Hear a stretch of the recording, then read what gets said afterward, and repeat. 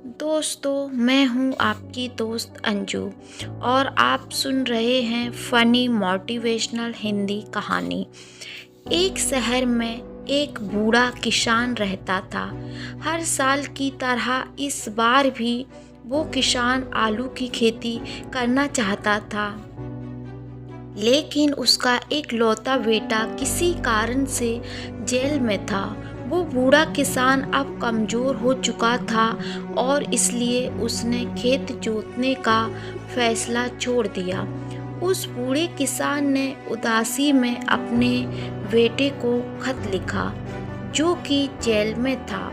उसने खत में लिखा, बेटा अशोक, वैसे तो हर साल की तरह इस बार भी मैं खेत में आलू की खेती करना चाहता था, लेकिन मेरा स्वास्थ्य ठीक न रहने के कारण और डॉक्टर ने भी आराम करने को कहा है, इस कारण मैं खेत नहीं जोत पा रहा हूँ और तुम्हारी माँ की भी तबीयत खराब रहती है।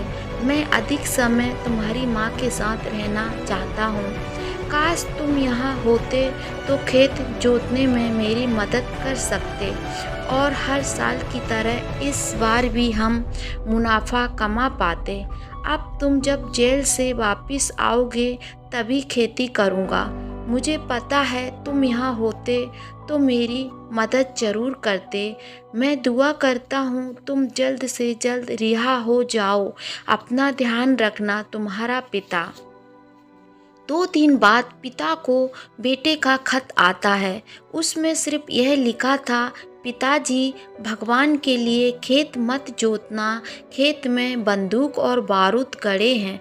जैसे ही पिताजी को यह खत मिला, उसके बाद मिनटों बाद वहाँ पर पुलिस आ गई और पुलिस ने पूरे खेत को खुदवा डाला, लेकिन बंदूक बारूद कहीं नहीं मिली।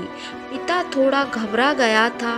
पिता ने बेटे को लिखा, बेटा, तुमने पहले खत में लिखा था कि खेत में बंदूक और बारूद गड़ा है, लेकिन खेत में तो कुछ नहीं मिला। आखिर यह पूरा माजरा क्या है? बेटे ने खत को द्वारा अपने पिता से कहा, पिताजी, वो मैंने पुलिस वालों के सामने मजाक किया था। अब आपका खेत तो पुलिस वालों ने जोत ही दिया। अब आपकी आलू की खेती आराम से हो जाएगी। माफ़ कीजिएगा, मैं आपकी इतनी ही मदद कर पाऊँगा।